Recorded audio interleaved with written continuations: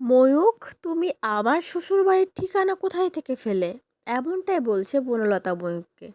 পুরোটা জানতে ভিডিওতে লাইক দিয়ে চ্যানেলটা সাবস্ক্রাইব করে দেখতে থাকুন। কোণে দেখা আলো সিরিয়ালের আগামী পর্বে আমরা দেখতে পাবো সুদেব লাজুকে বলতে থাকে, জানিস তো লাজু, তোর ওই কলকাতার ঠাম্মি ফোন করেছিল। ঠাম্মি বলছিল যতদিন না তুই হোস্টেল পাচ্ছিস ততদিন ওই বাড়িতে থেকেই তুই পড়াশোনাটা করতে পারবি। কিন্তু লাজও একদম সম্মতি প্রদান করে না এই কথাটাতে। সে বলতে থাকে, না, ওই বাড়িতে আমি কিছুতেই যাব না, কোনো অবস্থাতেই যাব না, সেটা হয় না। আর অন্যদিকে আমরা দেখতে পাই ময়ূক বনলতাকে ফোন করেছে। বনলতা ময়ূককে বলতে থাকে, তুমি আমার শ্বশুরবাড়ির ঠিকানা কি করে পেলে? কে জোগাড় করে দিল তোমাকে? তুমি কি আমার পিছনে লোক লাগিয়েছো নাকি?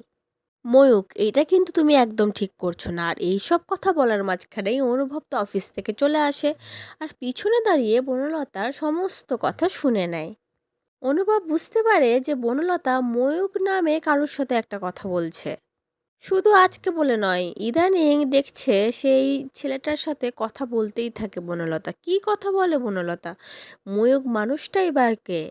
তাহলে কি অনুভব এইসবের খোঁজ বার করার চেষ্টা করবে? কি মনে হচ্ছে তোমাদের? কারণ ময়ূকের আসল পরিচয়টা বের করলেই বনলতার সমস্ত পর্দা ফাঁস হয়ে যাবে। সে যে ময়ূকের জন্য এই বিয়ে বাড়ি থেকে ইচ্ছা করে সুদেবের হাত ধরে পালিয়েছিল সেটাও সবাই বুঝতে পেরে যাবে। ইভেন আমিও চাই যে সত্যটা খুব তাড়াতাড়ি বেরিয়ে আসুক।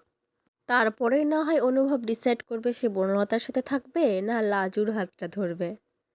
তোমাদের এই বিষয়ে কি মন্তব্য অবশ্যই কমেন্ট করে জানিও। পরবর্তী আপডেট নিয়ে তাড়াতাড়ি আসছি। সঙ্গে থেকো, সাথে থেকো, চ্যানেলটা সাবস্ক্রাইব করে দিও। ধন্যবাদ।